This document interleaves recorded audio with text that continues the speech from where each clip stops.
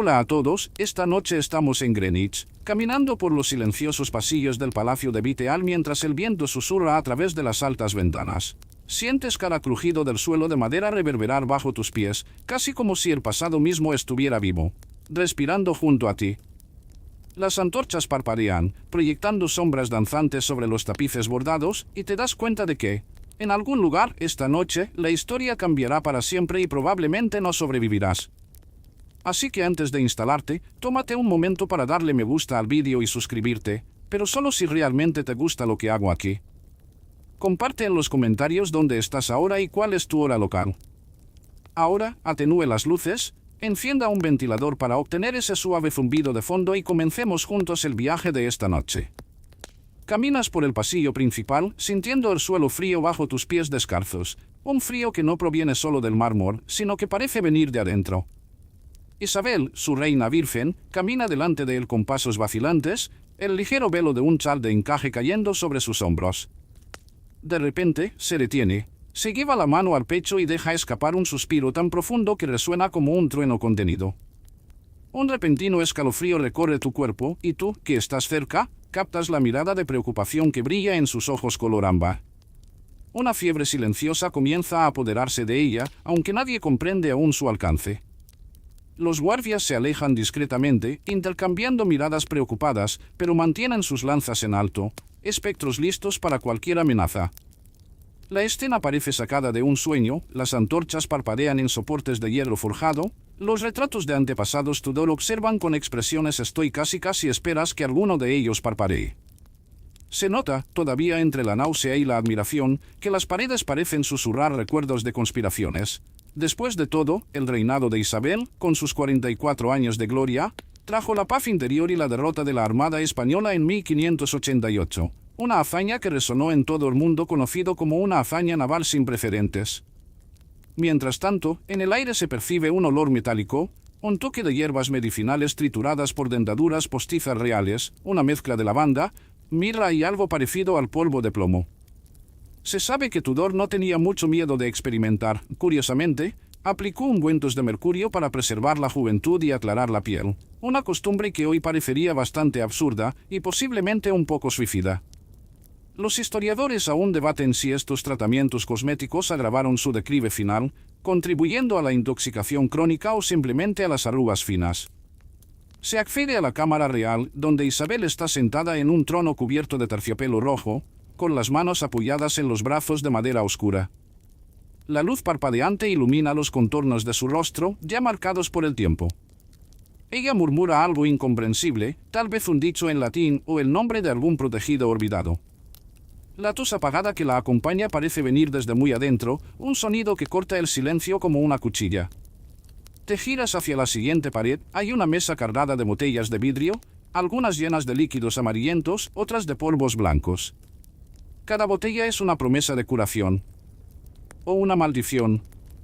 Observas atentamente la postura temblorosa de los secuaces que la rodean. La señora Talbot, con ojos llorosos, revisa un antiguo termómetro que parece más bien una varilla de metal retorcida.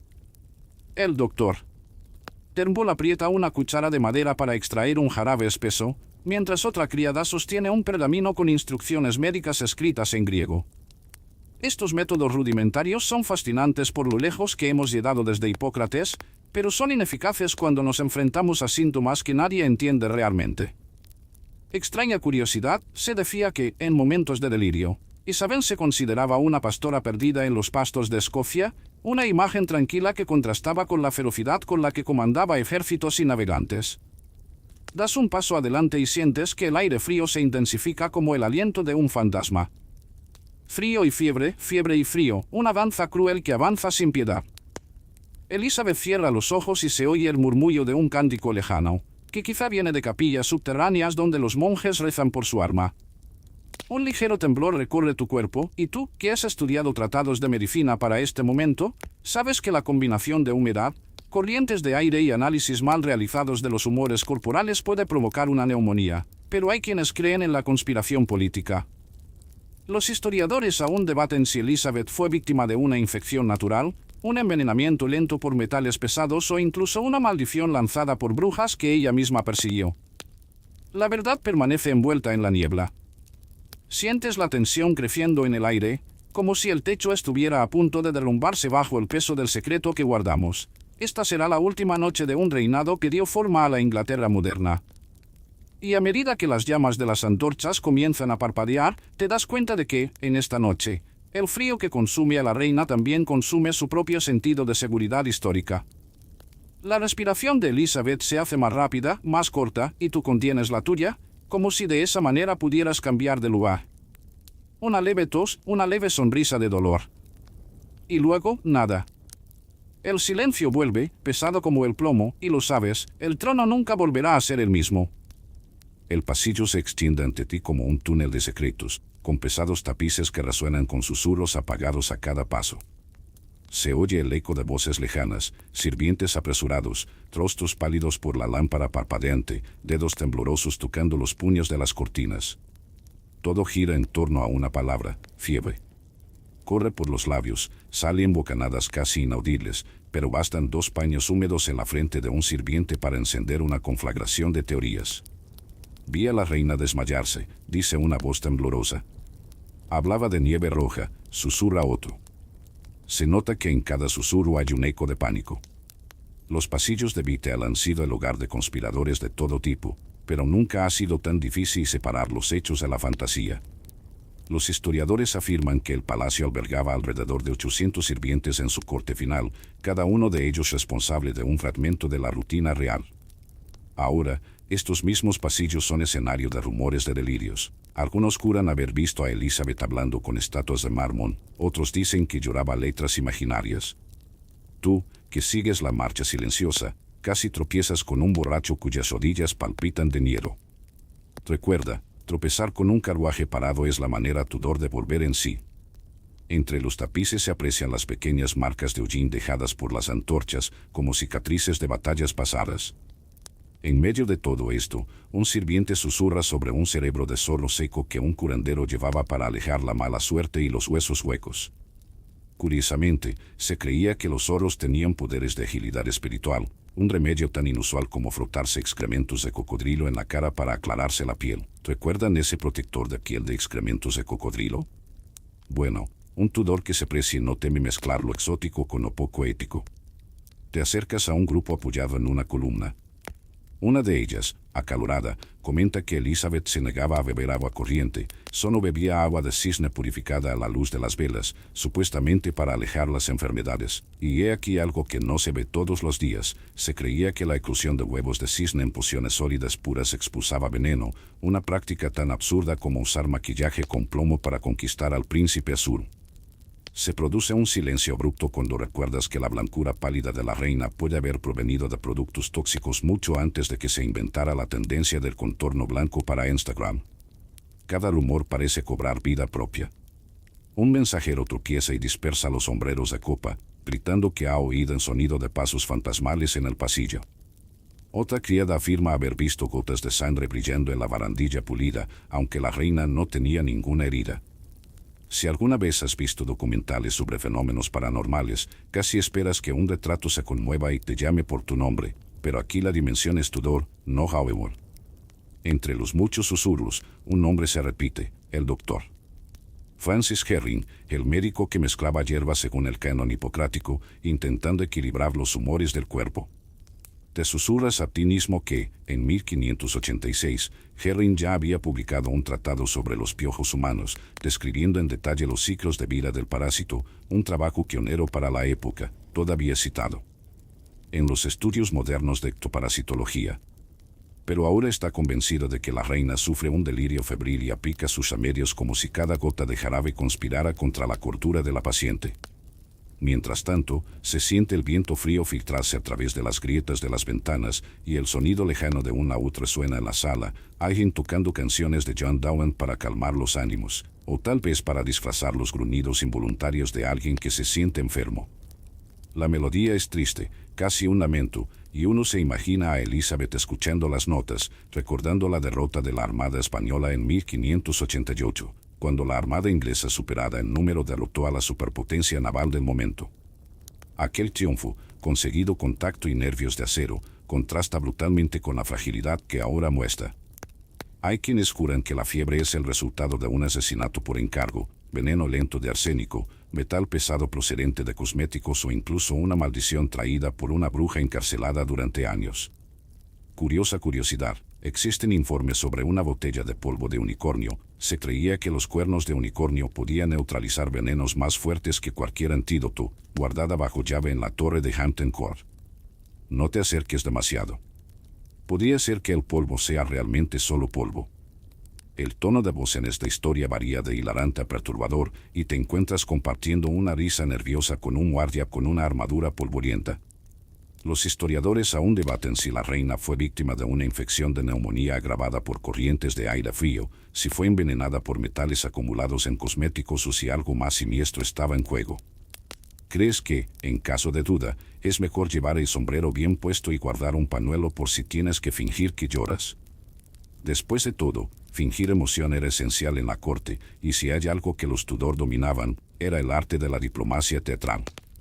Al final del pasillo, una puerta entreabierta revela una figura fadeante. Un asistente sentado en un puff, tratando de descifrar jeroglíficos médicos en un pergamino incomprensible. Te sientas a su lado y notas la angustia en sus ojos. No es solo la enfermedad de la reina lo que lo aterroriza, sino el miedo a ser considerado responsable si algo sale mal. Mal chiste, imagínate intentar explicar la próxima vez que te despidan que fue culpa de las corrientes de aire. Juro que cerré las ventanas. Mientras te levantas para seguir adelante, un último rumor llega a tus oídos. Se dice que, horas antes de morir, Elizabeth interrumpió una cena porque juró haber visto la figura de su hermana Mary, Bloody Mary, parada en silencio a la cabecera de la mesa, como si hubiera venido a cobrar deudas pasadas. Nadie sabe si se trataba de fiebre alta o simplemente de un remordimiento. Pero poco a poco empiezas a comprender que cada pasillo de Vitel es un laberinto de historias, algunas reales, otras tan extravagantes que harían a un guionista de Hollywood repensar su carrera. Y a medida que el pasillo te lleva de nuevo al vestíbulo de entrada, el coro de voces se desvanece, como si alguien hubiera pulsado un botón de silencio sobrenatural. Solo queda el eco del propio corazón, golpeando, y la certeza de que, en los pasillos del poder, no siempre está claro quién está vivo y quién ya es parte de las leyendas susurradas por la gente común. Entra en la cámara donde la luz dorada baila sobre una mesa de cobre baterada, cargada de copa de cristal, frasco de ámbar y conco de porcelana patada. El aroma es un caleidoscopio, notadios de hidromiel, la amargurosa bomba de los tónicos de yaba y un sutil top de alcohol quemado, de ese olor que te recuerda a una fiesta, pero él lo convierte en una medicina. La reina sostiene una delicada copa, cuyo líquido en su interior brilla como si contuviera por una estrella. Ella lo besa el labio y él lo acerca con cuidado. Tu, a centímetros de distancia, casi puedes sentir el calor que se extiende por tu garganta a causa de que el líquido toque tu langue. Los consejeros observan en revan silencio. Nota al doctor. Turnbull anotando algo en un trozo arrugado de pergamino, fraciando el seno cada vez que Elizabeth hacía un sonar de aprobación. Este hidromiel con especia de canna se consideraba tan vigorisante que los comerciantes de Cork lo vieron darir de él a la corte real en 1589, una hazaña notable, dado que el viaje desde el mar de Irlanda hasta el Támesis tomaba semana. Ahora, mientras la reina bebe su elixir, te das cuenta de que cada sorbo y una atuesta cura o perdición. En un rincón, un sirviente mezcla cuidadosamente un espeso jarab de grosella con res de gentiana. Se cree que puede reducir la fiebre alta, pero el sabor es tan amargo que acusó el diablillo del purgatorio protestaria. Tu imaginas a Elizabeth arrugando la nariz y tratando de no ahogarse, disimulando una risa contenida que resuena como un susurro conspirativo. Chiste rápido, ¿quién necesita que ficcionando tiene a jarab que sabe hacer de barbacoa medieval? También está el famoso Bacoavit, un destilado de uva con atol de Yabadius, una receta que aprendió de viajero francés en 1575. Una gota de este tónico se administraba para acalentar a los humos, según el canon hipocrático, pero sonaría como bradar con vino caliente extra picante en Halloween, no necesariamente una buena idea de una siesta. Los historiadores debatan si esta poción realmente aliviaban los síntomas o simplemente servían como placebo para calmar la mente ansiosa. Extiende la mano y coge un pequeño frasco de vidrio translúcido que contiene polvo blanco, casi fluorescente. Se trata del famoso polvo de unicornio, que en realidad son dientes de narval morido y que se guardan discretamente en la oeste. Cuenta la leyenda que al disolver este polvo en agua bendita, el veneno se vuelve inofensivo. Curiosamente, Los descubrimientos arqueológicos en el Palacio Duscon han confirmado el estado naval aportado a la corte escocesa en el siglo XVI. Agitar a botella y soa un sonido seco que recuerda de confiar agitarse. Broma inévitable, si el unicornio y raton raro, el naval pagada alquilé en Londres. En el centro de la mesa descansa un gran cáliz de plata lleno de coral elixir, una mezcla de polvo de coral rojo y agadosa. Dicen que fortalece la sangre, pero una nota particular suspendida que somiven como gusano y un escalofrío o corticolimna. Tu imaginas a Elizabeth saboreando ese líquido brillante, sonriendo anteriormente mientras se proyecta si es más peligroso la reina coronada o la fuente de marisco. Mientras mira, recuerda aquel disco de Hieronymus Brunswick, publicado en 1512, que enseñaba las primeras técnicas de destilación, una verdadera revolución para las medicinas y las bebidas. Sin él, a nadie se lo habría ocurrido fermentar, destilar o condimentar de esa manera. Sin embargo, la ciencia del Renacimiento estaba plagada de superstición, agua en todo hierba podía mezclarse con sabiduría médica o radiación de mercurio. Todo dependía del estado de ánimo de la persona que preparaba la mezcla. De repente, un trueno lejano resuena a través de las torres del palacio, recordándonos que el clima exterior también está conspirando. Lo encuentra poético, pero no puede evitar notar las gotas que caen de la viga de roble, gotas que suenan como un metrónomo de angustia. Schiste Légion, Barcelona tiene lluvia ácida, pero un ritual tiene gota gótica. Elizabeth levanta un segundo cáliz, que ahora contiene sangre de dragón. En realidad, resina de Dracaena Draco, treda de Isla Lojana. El color es un profado y el líquido se desliza como tinta sobre pergamino. Un sorbo y cierra los ojos, dejando escapar un profado suspiro. Se nota nota de sabor cítrico, casi como limón mezclado con resina de pino, una combinación que hoy me resoría hashtag en Instagram, hashtag #TastLikeAdventure. En la pared se ve un retrato de Reyes Tudor y se siente la presión histórica que se avecina. Fui redonde, en 1601, Robert Cecil enregistró en un informe que la reina bebía hasta 6 dosis de esta poción al día, una cantidad que haría que l'insumille moderno renunciara a la sumille. Semejante exceso suscita un debate académico, los historiadores discutan si estos tratamientos eran parte de una rutina profiláctica eficaz o simplemente una adicción medicinal que aceleró el declive del monarca. Mientras tanto, sumerge el dedo en un charco de líquido amarillento en el cielo frío, tal vez un tónico derramado y orina alterada por la fiebre. El calor suba la cabeza, a recordatorio táctil de que un todo en el reno es glamoroso. Tu suca el dedo con una toalla de lino que huele a polvo de especia y sonríe, pensando que, después de todo, ¿quién necesita aspecchando tiene a Jacques Mat de Saint-Thomas? La reina mira hacia otro lado y señala una caja de cedro talada. En su interior se encuentra una sed fradón de lirio de los valles de rosa, a bálsamo para amasar en el pucho que vería hoy en día en los stands de las farmacias elegantes. Besa chimeneca, permitiendo que el dulce aroma suba por tifosa nasal, y por un momento imagina que todo esto también podría aliviar la carga de hidrape en tierra fría con España. El doctor Ering, aquinado sobre la mesa, comenta que el ascetizar aguantó de calor adicionado para disipar los humos fríos que se alojan en los pulmones, pero usted nota que, para enfatizar la terapia, se frota el pulgar con tanta fuerza que se lo pone rojo. Cuando Elizabeth finalmente deja el cáliz, se siente la vibración de algo más grande, cada sorbo, cada gota, cada polvo triturado se ha condensado en un ritual que mezcla ciencia, superstición y espectáculo. Tu recuestas contra la fría pared, tu sentido un palpitant con sabor y olor a ton mientras te prepara para avanzar y descubrir el siguiente paso de esta fatídica noche. Los historiadores debatan si alguno de estos elixires retrasó la muerte de la reina o si, por el contrario, aceleraron el lento proceso de intoxicación que consumió su cuerpo.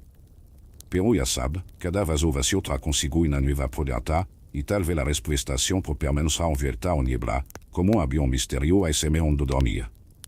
Cruzas el umbral hacia un pequeño armario perfumado con aromas de rosas trituradas y azufre quemado, donde espejos de bronce pulido reflejan tu silueta en fragmentos temblorosos. Las ventanas están entreabiertas, dejando entrar el viento frío en ráfagas que hacen bailar las cortinas de seda amarilla.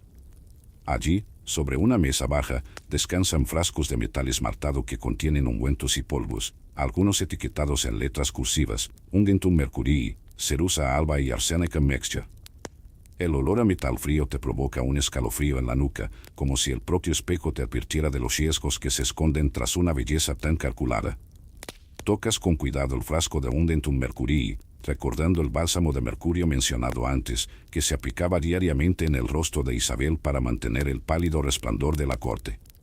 Un dato curioso, en el siglo XVI, la reina enviaba chisteras enteras de mercurio a los mercaderes italianos para obtener los ungüentos más finos, valorados como joyas cosméticas dignas de la suela de una zapatilla real. A medida que el polvo metálico se deposita en las yemas de tus dedos, sientes un ligero hormigueo, casi como si el mercurio quisiera filtrarse en tu epidermis, un presagio silencioso de náuseas y temblores. En un rincón oscuro reposa una paleta de albayalde, llamada cerusa, cuyas partículas brillantes se asemejan a la tiza recién enrarecida. Inhalas el polvo descuidadamente y casi toses una voluta de nube blanca. Chiste sarcástico. ¿Quién sabía que el secreto para una selfie perfecta era inhalar ligeramente veneno de metal pesado? Pero el chiste se desmorona cuando se considera que durante décadas la reina sufrió de muñecas rígidas y manos temblorosas, síntomas que, según los médicos modernos, pueden haber sido causados por este maquillaje terriblemente efectivo. Algunos dicen que Elizabeth nunca envejeció durante sus últimos años porque el mercurio bloqueó la producción natural de melanina. Curiosidad inusual. La reina se lavaba la cara con agua caliente y leche de yegua para abrir los poros y permitir que el ungüento se extendiera mejor, un ritual de spa tour que sonaría, como mínimo, extraño en cualquier influencer de belleza contemporánea. Observas a los marqueses que, en un intento de imitar ese brillo, encontraron escamas de pescado trituradas como esfoliante facial, algo que haría fruncir el ceño a cualquier pescador. Mientras revuelves cuidadosamente un fino frasco de vidrio, notas una etiqueta descolorida, Tridacna máxima, conchas molidas hasta formar un polvo llamado unicorni sílex, supuestamente capaz de neutralizar metales pesados. Los historiadores aún debaten si este polvo provenía del auténtico cuerno de unicornio, en realidad un narval, o si era simplemente grava importada de Venecia, vendida a precios exorbitantes. Debate académico abierto. Algunos investigadores creen que el polvo de concha puede haber tenido propiedades quelantes que habrían reducido ligeramente la toxicidad, mientras que otros sostienen que todo fue marketing cortesano, más espectáculo que ciencia. Intenta, simplemente, sentir una pizca de polvo en el dorso de tu mano. Surge una ligera sensación de hormigueo y recuerdas el aroma acre de los elixires de coral y el toque aceitoso del bálsamo de rosas. Hay una ligera ironía en perseguir la eterna juventud y al mismo tiempo besar la propia ruina. Un chiste ligero, era la versión renacentista de un filtro de belleza interactivo, lo único que faltaba era el algoritmo que recomendaba Astax. Entonces siente una brisa más fuerte que hace temblar las antorchas, proyectando sombras danzantes que parecen figuras grotescas en una cámara de tortura. Observas reflejos distorsionados en el espejo, rostros fantasmales de cortesanas polvorientas, rastros de plumas de pavo real prendidas en pelucas altas y la silueta de un grifo tallada en el marco. La escena evoca una pregunta inquietante: si incluso el propio marco lleva símbolos de poder y protección, ¿cómo sería posible escapar de la intoxicación que se infiltró en el propio ritual del cuidado? Sin embargo, el estilo Tudor no se limitaba solo al mercurio.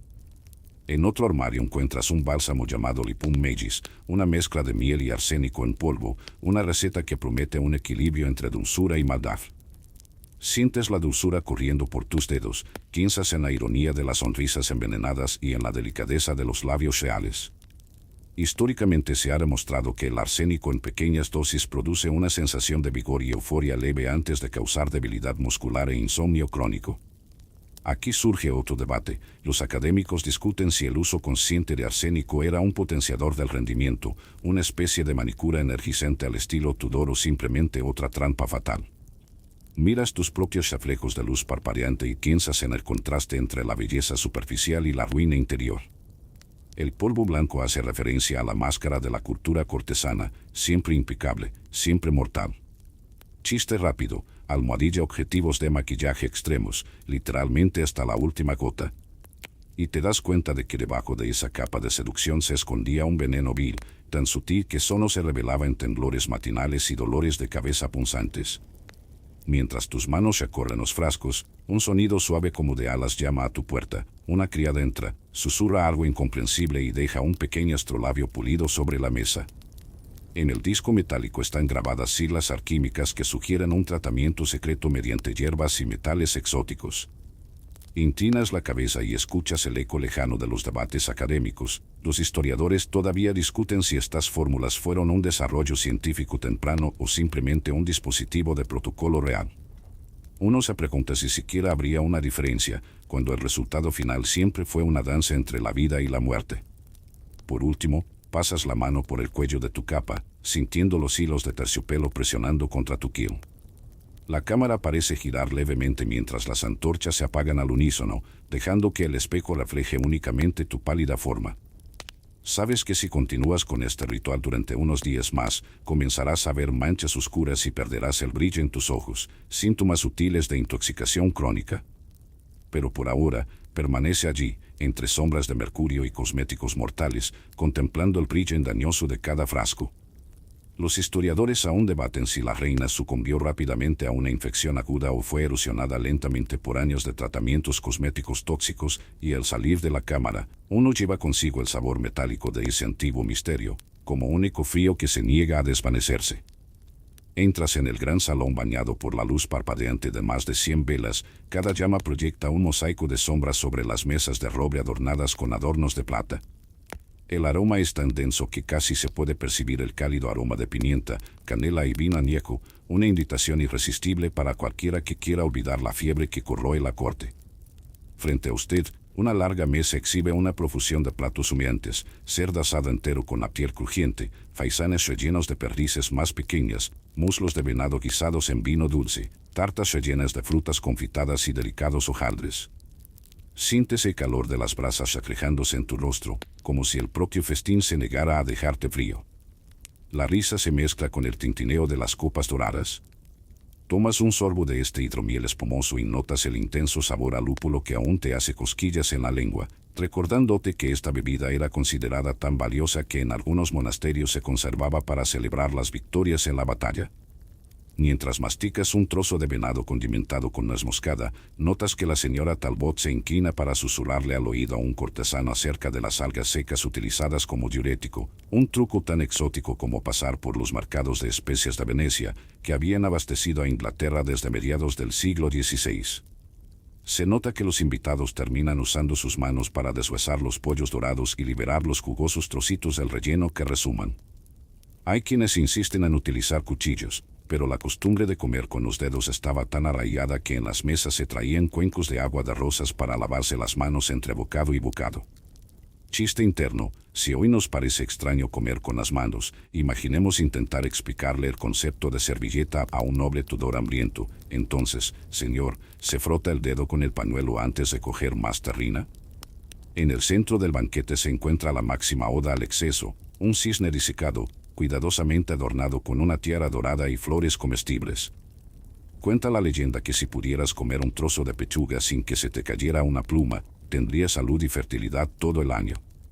Curiosidad extraña: algunas cortes imitaron este espectáculo reemplazando los cisnes por pavos reales, dejando que sus colas se abrieran formando abanicos extravagantes, casi como un reality show renacentista de decoración de platos. Mientras te inclinas para examinar un plato de huesos de tiburón importados, considerados afrodisíacos y reservados para aquellos con paladares selectos, te estremeces al recordar que los tiburones fueron capturados en aguas tan frías que pocos sobrevivieron al transporte a Londres. Y hablando de transporte, ¿os imagináis el trabajo que supone traer pepinos encurtidos desde el sur de Europa, donde se creía que ayudaban a aliviar los dolores de estómago provocados por los festines repetidos? Levantas una copa de sangría agria, inventada para cortar la grasa de platos tan opulentos que los cocineros tenían que escupir el exceso de grasa en el suelo para hacer espacio en sus sartenes. Chiste ligero: si la grasa fuera oro, esta cancha entera sería una mina de Fort Knox. Y, en efecto, las arcas reales necesitaban estar llenas. El coste de las especias importadas estaba aumentando tanto que el secretario del Tesoro incluso cobró un impuesto extra sobre el clavo y la canela para mantener las cuentas en números negros. A su lado, un grupo de músicos toca flautas y laúdes, entrelazándose la melodía con el tintineo de los platillos y el sonido apagado de conversaciones conspirativas. Escuchas a alguien comentar que las especias no eran solo sabor. La pimienta negra se utilizaba para enmascarar carnes parcialmente estropeadas, ya que la verdadera refrigeración solo llegaría siglos después. Los historiadores aún debaten si estos banquetes colosales eran una señal de grandilocuencia política efectiva o simplemente un ritual que reunía a millones de personas para impresionarse mutuamente. Debates acalorados que harían que cualquier troll de un foro moderno pensara en cambiar de afición. Se nota que, entre un trozo de venado y otro de pescado ahumado, los comensales empiezan a mostrar signos de incomodidad, manos temblorosas, frentes húmedas, miradas vacías. Hay quienes lo atribuyen a la bebida fuerte. Otros apuntan a la contaminación procedente de cacerolas que liberaron trazas de plomo. Curiosa curiosidad, se estima que una parte de la aristocracia inglesa sufría delirio de envenenamiento por plomo, un conjunto de síntomas que intuían confusión mental y fuertes dolores de cabeza. De repente, alguien ruge un brindis en latín y tú te sumas al coro con una risa forzada, sintiendo que la presión en tu pecho aumenta como si estuvieras dentro de un barril de hierro, una mezcla de buen sentimiento y miedo inminente.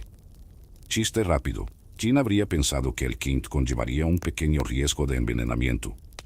Uno retrocede un poco para observar la escena como si fuera un espectador en un teatro sangriento. Los sirvientes chocan contra las mesas, tratando de recoger miles de pan para los cerdos que merodean las cocinas vecinas.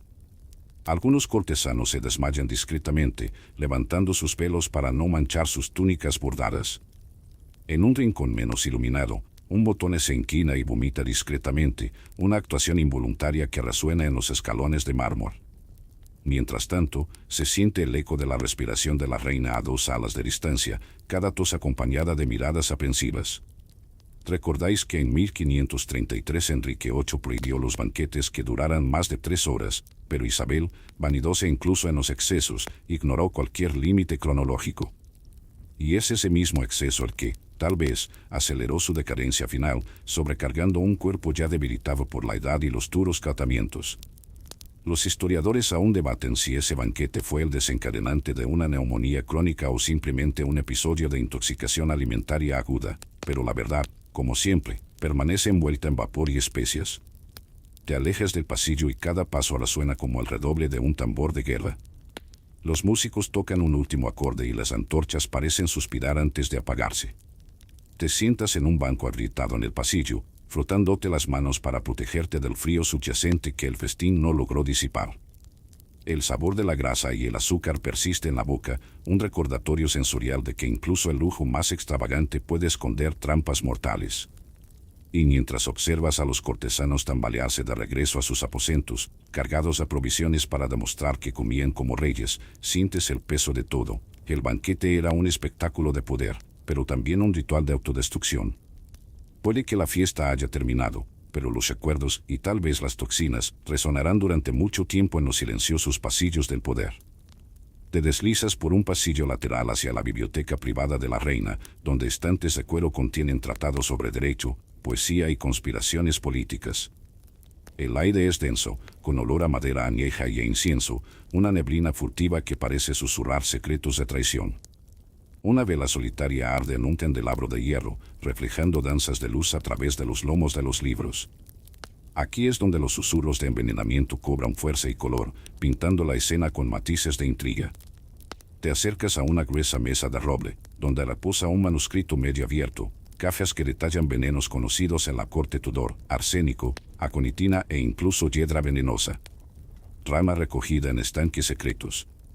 Entre las notas se encuentra el nombre de Robert Dudley, el favorito de la reina, marcado con un círculo nervioso. Se dice que ordenó conchas molidas para probar sustancias en un experimento confidencial y una vez le pidió a un lacayo que probara una mezcla antes de hacerlo él, una prueba bastante perturbadora, si le preguntas. Curiosidad inusual. Algunos informes afirman que la sangre de rana, recogida hieráticamente antes del atardecer, se consideraba una prueba letal eficaz si se almacenaba en frascos decorados con símbolos alquímicos, casi como joyas macabras. Sostienes el manuscrito con cuidado, sintiendo el cuero áspero bajo tu pulgar. Hay manchas amarillentas que parecen salpicaduras de vino viejo o quizás restos de algún líquido más siniestro. Chiste rápido. Uno pensaría que si alguien inventara hoy un perfume de conspiración, sería exactamente este olor herético de tinta y sospecha. Mientras tanto, susurros resuenan desde una puerta entreabierta, voces tensas, palabras entrecortadas por el miedo. Cambió su taza anoche, escuché que alguien entró en los túneles debajo del palacio, Te acercas y miras, un grupo de cortesanos están inclinados sobre un mapa de Inglaterra, marcando los lugares donde las pociones habrían sido entregadas por sirvientes disfrazados de jardineros. Los historiadores aún debaten si estos túneles realmente existieron o si fueron invenciones tardías para hacer la historia más emocionante, pero allí, en la oscuridad, la duda pesa tanto como una espada desenvainada. Entras en silencio, apoyando la mano en la luz parpadeante de una lámpara. Un hombre delgado y de aspecto furtivo le entrega un pequeño paquete sellado con cera roja. En su interior, un polvo fino que brilla discretamente a la luz de la llama. Se siente un escalofrío. Es mercurio en polvo, extraído de minerales traídos de las minas de Sajonia, con el pretexto de un uso cosmético. La mezcla exacta era tan letal en pequeñas dosis que podía corroer el revestimiento del estómago. Chiste negro, era el Tinder del cortejo, solo una pasada de polvo y ahí estaba el partido de tu vida. Miras las caras de los conspiradores, puños apretados, cejas fruncidas. Una de ellas, tragando fuerte, confiesa que el plan era añadir el polvo al labial real, ya que a Isabel le encantaba retocar sus labios con una mezcla de miel y tinta rosa. Debe haber parecido brillante, besa al espejo, se pinta los labios y se dice buenas noches a sí misma, un último beso mortal, si todo va bien. Antes de que el miedo se extienda, te apresuras a preguntar si alguien ha probado el polvo en una rata. La respuesta es una sonrisa forzada y el tintineo de los cubiertos provenientes de la habitación contigua, como si el mismísimo príncipe del miedo estuviera dando la bienvenida a la muerte. Te alejas en silencio, llevándote contigo el misterioso paquete. Al doblar una esquina, se topa con un guardia dormido, cuyos ronquidos suenan como una trompeta metálica que anuncia la guerra. Chiste rápido. Lo siento, señor, el nuevo foco ASMR de la reina está despertando hasta las piedras. Se despierta sobresaltado, se traga un sollozo y luego se quita el sombrero en un saludo nervioso. Sacudes la cabeza, pensando que en el fondo, todos allí sustituyen la lanza por un frasco de pólvora, una guerra silenciosa que se libra en copas y frascos. Llegas a una pequeña oficina donde la luz de la luna entra a raudales a través de una ventana alta. En el centro, una mesa baja sostiene un cáliz con un líquido lechoso, supuestamente un elixir calmante. Pero la terquedad indica que se utilizó como vehículo para disolver arsénico sólido. Según registros secretos, la caída fue tan pequeña que pasó desapercibida, pero lo suficientemente letal como para incapacitar sin fanfarrias. Los historiadores aún debaten si este método era común o una invención póstuma para dramatizar la muerte de la reina, pero tú, allí, con el cáliz en la mano, sientes el peso de la decisión mortal girando en la punta de tu dedo. Levantas el vaso, recordando las copas de cristal de la sección 3, y casi sientes el sabor agridulce en la lengua antes de apartar la mirada. No es momento para bromas. El resplandor de la luz de la luna hace que el líquido brille. Parece invitarte a un brindis silencioso por la muerte. Chiste nervioso. Salud, Elizabeth. Se recoge el líquido y se vierte sobre un paño de lino, que absorbe cada gota como si se tragara un secreto. La tela se mancha y piensas que ese rastro de veneno es el testimonio más íntimo de traición que alguien podría llevar. Mientras tanto, un grito ahogado llega a través de la puerta. Han descubierto archivo expiatorio. Un sirviente se lamenta de que la gota fue reemplazada con agua común en la copa de la reina, un error que le salvó la vida esa noche. Sonríes con ironía. A veces la incompetencia es el mejor antídoto. Pero la risa no dura mucho, porque sabe que, otra noche, otro plan, más inteligente, podría triunfar. Te giras para salir de la habitación, pero dudas cuando oyes un suave kick de metal, una horquilla que se suelta. Una doncella sombría aparece en la esquina, sosteniendo un mechón de cabello real y un pequeño frasco de esencia de flores. Ella deja caer la botella al suelo. La metralla esparce un olor dulce, casi narcótico. Eso era para que ella durmiera. Para siempre, susurra. Reconoces la esencia de la digital, un compuesto que, en dosis equivocadas, puede detener el corazón.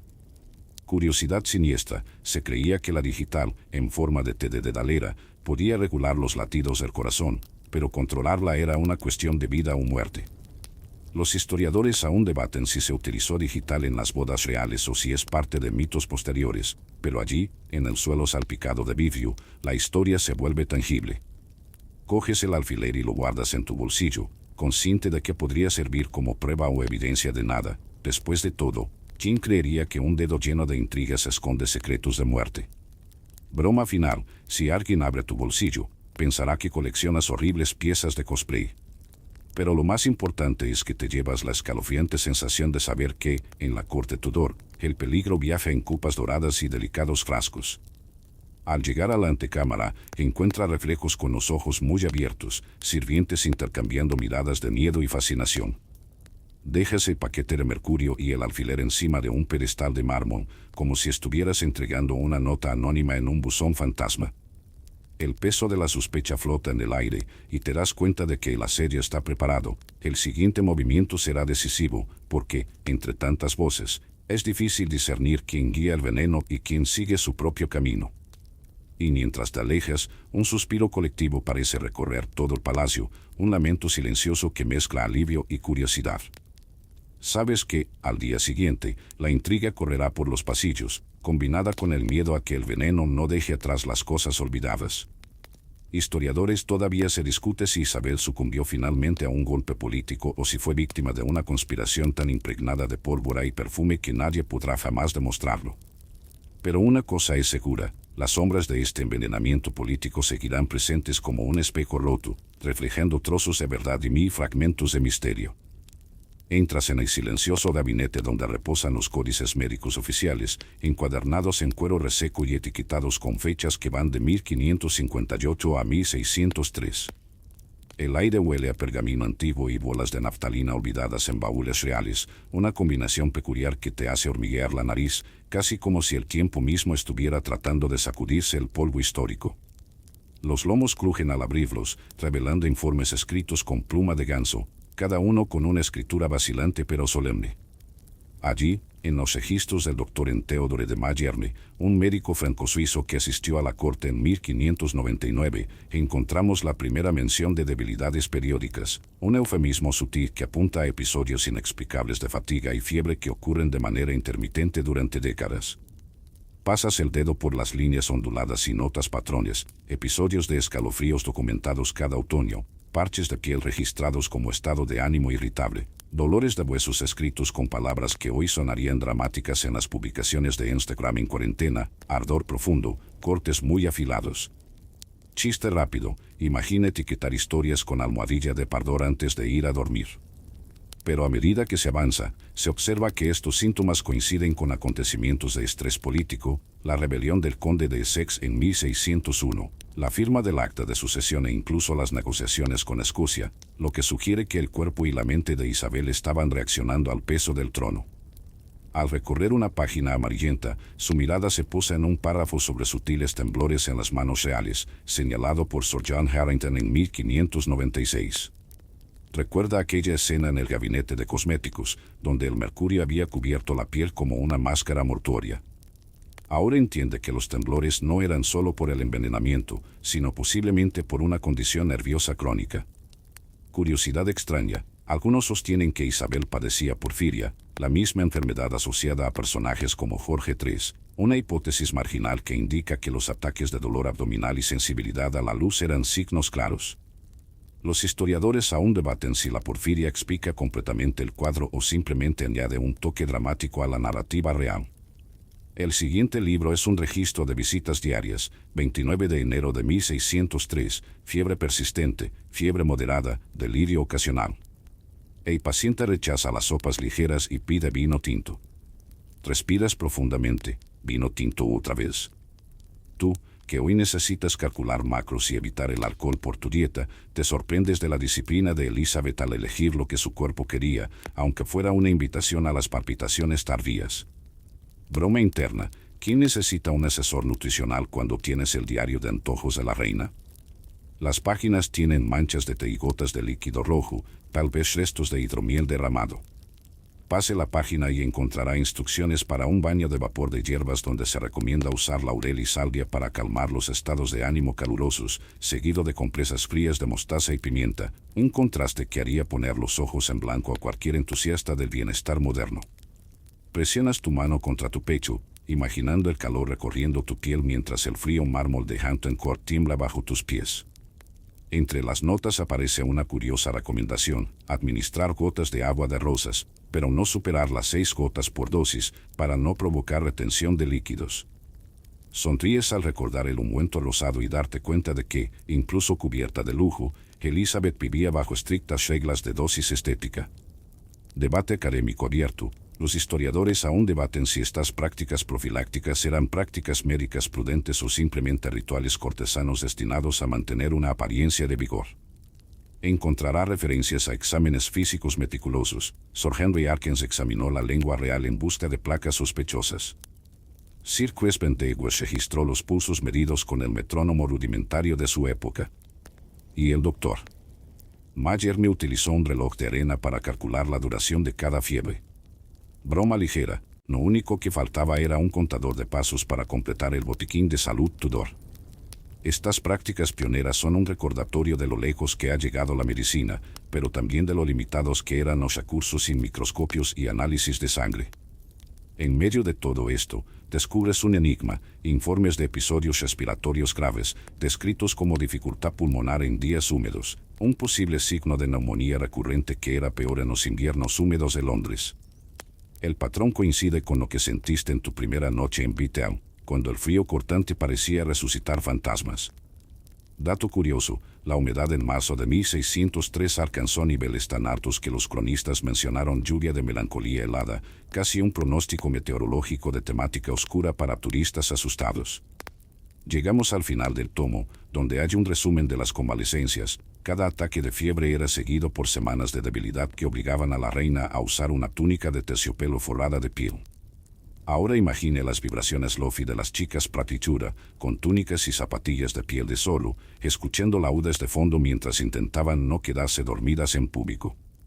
Pero, por exótico que parezca, la realidad era dura. Cada convalecencia debilitaba su estructura muscular, haciendo que simplemente caminar hasta el trono fuera un esfuerzo monumental. Al cerrar el libro, notas una última nota del doctor Mallarmé: el paciente muestra un espíritu inquebrantable a pesar de su cuerpo tembloroso. Suspiras, esa es la frase que resume el legado de tu frágil salud: un cuerpo vulnerable sostenido por una mente de hierro. Los historiadores aún debaten si fue este equilibrio inestable lo que permitió a Isabel gobernar hasta bien entrada la década de los 70 o si simplemente retrasó su inevitable destino. Te levantas, llevando contigo los recuerdos del papel y la pluma, consciente de que cada gota de sudor, cada escalofrío y cada latido tardío han sido cuidadosamente registrados, un testimonio de la fragilidad que yacía oculta bajo el esplendor de la corona y el cetro. Mientras tanto, la brisa que se escapa por la ventana parece susurrar que, después de todo, todo legado humano está marcado por contradicciones, fuerza y debilidad, ciencia y superstición, triunfo y decadencia. Respiras profundamente y, con los dedos aún marcados por la tinta vieja, sales de la oficina con una nueva comprensión: la frágil salud de Isabel no era solo un problema médico, sino un espejo de su propio viaje, una reina monumental que recorrió un camino pavimentado con victorias y derrotas, dejando un legado que todavía nos hace cuestionar el límite entre el poder y la mortalidad. Abres la puerta del gabinete del conocimiento, una habitación discreta donde mesas bajas se alinean frascos, pergaminos e instrumentos médicos cuyos nombres todavía te hacen abrir los ojos, bisturíes de bronce, cánulas de plata y un muy extraño espectroscopio de humores, un reloj de arena adaptado para medir fluidos corporales. El aire está lleno de hierbas secas y resina de reseda quemada, un aroma terroso que recuerda a la tierra húmeda después de una lluvia de verano, pero con el matiz metálico de instrumentos recién limpiados. Sientes que tu corazón se acelera, curioso y aprensivo a la vez, como si estuvieras a punto de presenciar el ritual definitivo de la disección de los estados de ánimo. Las paredes están decoradas con retratos de médicos distinguidos que pasaron por Beatown. A la izquierda, el severo Sir John Caius, famoso por fundar el Gandalf Caius College en Cambridge en 1348, que marcó un gran avance en el estudio sistemático de la anatomía en Inglaterra. A la derecha, un cuadro más pequeño del doctor Théodore de Mallarmé, el maestro suizo que trajo las técnicas francesas de destilación de aceites esenciales para calmar verdaderos ataques de ansiedad. Observas, con un dejo de envidia, la capucha de terciopelo colgada en una percha, una prenda que supuestamente hacía parecer al médico un coleccionista de secretos más que un curandero de cuerpos. En el centro hay una mesa cubierta con un mantel de lino manchado por siglos de experimentos. Hay diminutos calderos, morteros de mármol liso y cuencos de cerámica donde preparaban cataplasmas de mostaza, emplastos de opio y ungüentos de cálamo. Tocas una cuchara de madera, observas su superficie lisa y piensas en hacer tu propio jarabe, pero recuerdas que en el siglo XVI era común agregar orina de víbora como catalizador. Curiosidad inusual, se creía que la urea serpentina aceleraba la curación de los abscesos, un remedio muy alejado de cualquier control sanitario moderno. Mientras investiga, un boceto anatómico llama su atención, dibujado a pluma, muestra la red de venas del cuello de la reina, trazada con precisión recreada por médicos que se basaron en los estudios del italiano Vesalio, cuyas lecciones revolucionaron la medicina renacentista. Presionas tu dedo contra la línea, casi sintiendo el pulso de una arteria invisible que late debajo del pergamino. Chiste rápido, imagina usar este boceto como fondo de pantalla de tu teléfono inteligente, anatomía en progreso. Justo al lado, un frasco de cristal contiene Mercurius tulsis, mercurio orgánico preparado según un tratado hermético, mezclado con una infusión de raíces de violeta para paliar el amargor. Inclinas la botella, observas cómo suben lentamente las burbujas y casi sientes el característico hormigueo del metal pesado. Históricamente, este tónico se administraba como antídoto contra la sífilis y las erupciones cutáneas, pero hoy sonaría más como una broma mortal.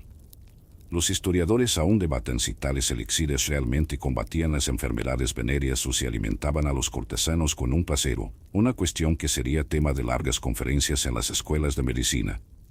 Encontrarás un texto antiguo doblado bajo un mortero de piedra, un compendio de sangrías escrito por John Hall, yerno de Shakespeare y médico de la corte de Jacobo I. Las instrucciones recomiendan sangrar a la reina desde la arteria de su muñeca en los días de luna menguante, cuando los humores corren más lento, un consejo tan poético como escalofriante. Curiosidad extraña, algunos médicos usaban relojes de arena para cronometrar el sangrado, creyendo que el tiempo exacto garantizaría la efectividad del tratamiento. Casi te ríes cuando imaginas a un médico utilizando un temporizador de Pascua para marcar el final de un procedimiento. A su lado hay un libro cubierto de terciopelo carmesí, tratado sobre las fracturas reales, de Sir George Baker.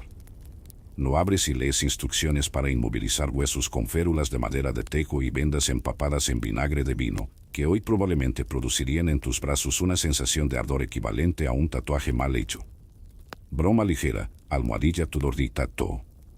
En la nota a pie de página, una nota marginal menciona un curioso éxito en un caso de fractura de pierna en 1594, cuando un caballo real pisó el pie de la reina durante una gira, y ella supuestamente reanudó el baile antes de que se hubiera curado completamente. Decides probar un instrumento, un espéculo vaginal de cobre, encontrado en un rincón oscuro. La vista quita el aliento, no por la intimidad sino por la inquietante precisión del objeto. Los médicos lo utilizaban para diagnosticar humores caídos en el útero, una condición supuestamente responsable de migrañas y mareos. Hay poca evidencia arqueológica de este uso, lo que convierte a este instrumento en una reliquia marginal que desafía el sentido común. Debate académico abierto. Algunos expertos creen que este espéculo era más probablemente una herramienta de tortura que un dispositivo médico. Mientras inspeccionas, sientes un escalofrío recorrer tu columna, no por el frío sino por el peso de estas prácticas.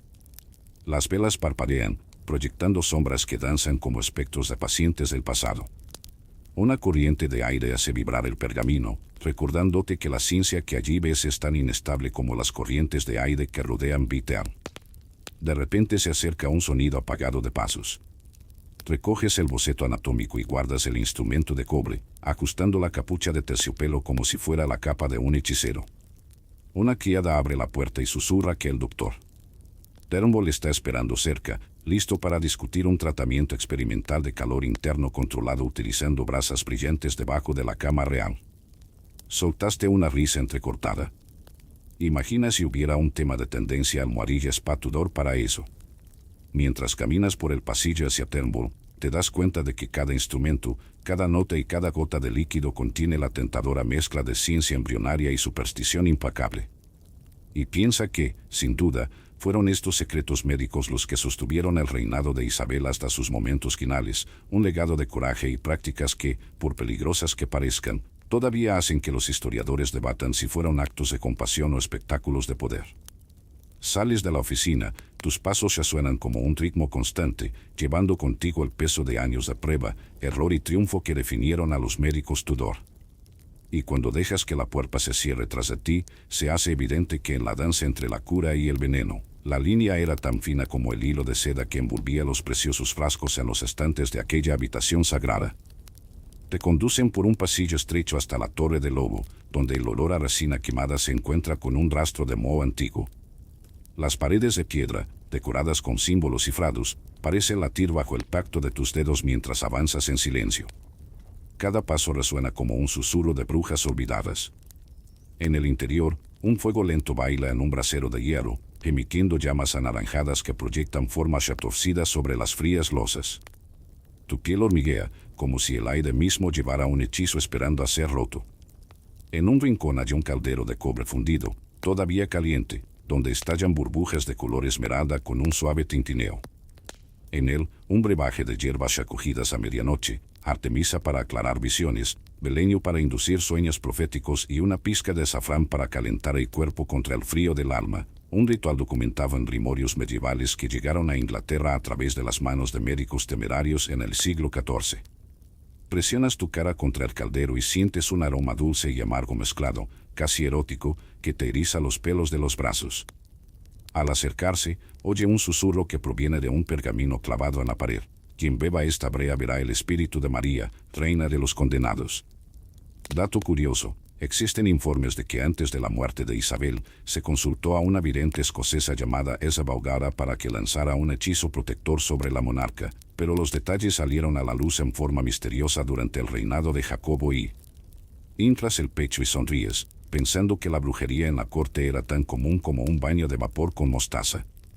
De repente, el fuego parece crepitar más fuerte y se ven volutas de humo teñido de verde esmeralda. En el centro de la habitación, atado a un poste, hay una muñeca de paja atravesada por agujas de hierro, un velo simbólico levantado contra supuestos enemigos ocultos. Una criada, con los ojos muy abiertos y los dedos temblorosos, revuelve un caldero más pequeño y susurra: es para frenar las malas intenciones. Los historiadores aún debaten si estos actos eran auténticos rituales populares o representaciones, casi teatros de intimidación interna en la corte. Sientes que la tensión crece, como si todas las paredes te observaran, juzgando cada latido de tu corazón. Cerca se encuentra una caja de madera tallada con símbolos místicos, en su interior, cráneos de cuervo, huesos de sapos secos y fragmentos de espejo roto. Se dice que cada reflejo fragmentado impide que el explorador de la reina vea a través de los hechizos de otras personas.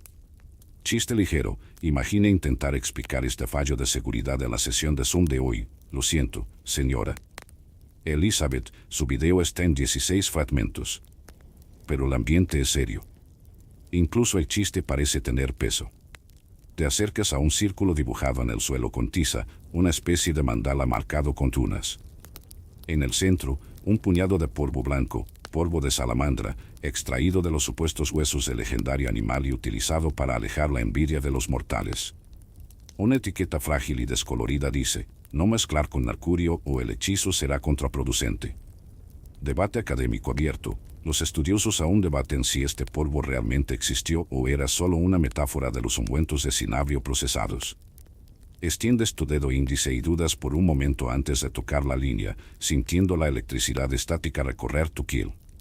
En el rincón más oscuro encuentra un altar improvisado, 3 velas negras, una copa con sangre de cordero y un grueso libro tallado con la llave de Salomón.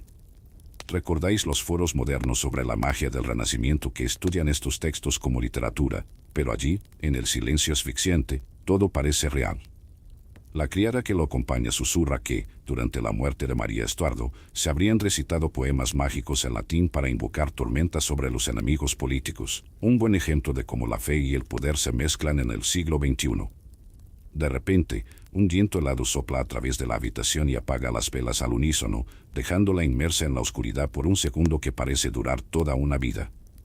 Cuando las llamas se reavivan, se ve, en la rendija de una puerta, un reflejo fugaz, la silueta de una mujer vestida de blanco. Parpadeas, pero desaparece. Tal vez un truco de la luz o la propia imaginación alimentada por cuentos antiguos. Brutal y sutil, el momento es suficiente para dejarte sin aliento. Sostienes la caja de calaveras y huesos y piensas en cuán fina era la línea entre la protección y la maldición. Chiste interno. ¿Quién sabía que la caja de seguridad de la reina estaba hecha de cráneos de cuervo? Pero entiende que en un ámbito en el que la ciencia médica estaba flaqueando, la creencia en fuerzas ocultas ofrecía una especie de control o simplemente más miedo. Antes de irse, la criada le entrega un pequeño frasco de vidrio que contiene un líquido violeta, esencia de mandrágora, prometido para inducir sueños reveladores. Sonríes, guardando la botella en tu bolsillo. Quién sabe, en las noches de insomnio, un sorbo puede ser mejor que cualquier té de manzanilla. Los historiadores aún no se ponen de acuerdo sobre si la mandrágora se utilizaba realmente en dosis seguras o si causaba alucinaciones peligrosas además de curar enfermedades. Te giras para salir de la habitación, pero dudas cuando oyes un suave crujido, como si se estuvieran pasando las páginas de un grimorio invisible. El aliento de la Torre de los Lobos resuena en tus sentidos. Cada registro de brujería, cada polvo y cada símbolo conspiran para mantener vivo el recuerdo de que, en el umbral entre la fe y la ciencia, Elizabeth caminó rodeada de misterios. Y a medida que las antorchas en el pasillo comienzan a reavivarse, sientes como si hubieras llevado contigo fragmentos de oscuridad, un recordatorio de que en la corte Tudor, no solo el mercurio o el arsénico podían ser venenosos. A veces, una oración maldita era suficiente para cobrar una vida. Sales de la penumbra de los pasillos interiores y sientes el aire frío perforar cada capa de tu capa, como si te atravesaran cuchillas invisibles. Las piedras del patio crujen bajo tus pies, impregnadas de la humedad acumulada por las constantes lluvias de este invierno tardío de 1603. Cada respiración exhala nubes de vapor que se disipan en el aire enrarecido, recordándote que el frío aquí no es solo una sensación, sino un personaje que forja destinos. Notas el contraste entre el sol pálido en el horizonte y el viento cortante que parece extraer hasta la última gota de calor de tu cuerpo. Al avanzar por el patio, se observan charcos oscuros de agua mezclados con barro congelado, un recordatorio táctil de que las lluvias de este año han sido excepcionalmente fuertes. Los cronistas han registrado un otoño húmedo sin precedentes, con más de 120 días de precipitación entre septiembre y febrero. Los guardias llevan pieles de oveja debajo de sus túnicas, pero incluso el hielo de sus armaduras parece temblar bajo la presión del frío. Chiste ligero, si hasta el acero tiembla, imagina tu desayuno. Claro que fue té, pero apruebas el cambio de hábito. Caminas por el césped embarrado hacia el balcón del salón principal. Las columnas de piedra, talladas con motivos de plantas trepadoras, están cubiertas de musgo resbaladizo que se espese en capas debido a las heladas nocturnas. La vista del Támesis revela un río turbio, de corriente lenta y bloqueado por bloques de hielo que se han formado en las orillas, un fenómeno raro, pero documentado en 1603 como el invierno que casi congeló el pulso de Londres. Sientes el viento que viene del río, un aliento frío que trae el olor agridulce de algas y escombros arrastrados por la corriente.